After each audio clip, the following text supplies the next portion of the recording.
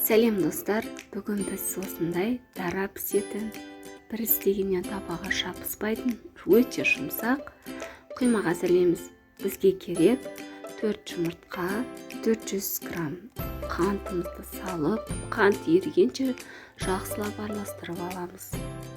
Мен 4 жұмыртқаға істеген себебім, маған көлемі көптеу құймақ қажет. Сіздер 2 жұмыртқамен істесеңіздер болады.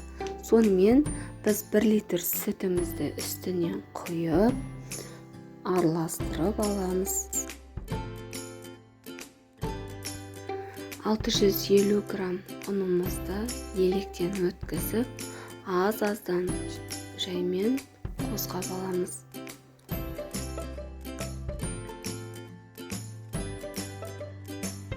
Міне достар, осылай әдемі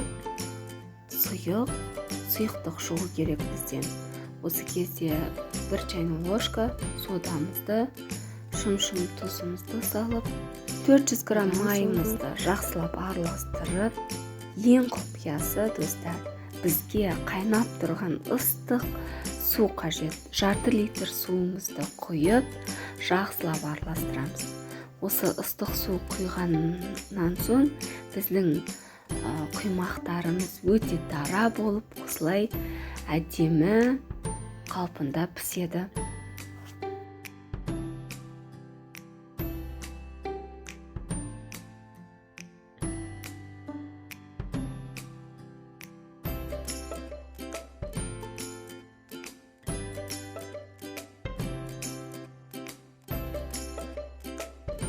Достар, менің каналыма тіркеліп, лайк басып, комментарий жазуды ұмытпаңыздар.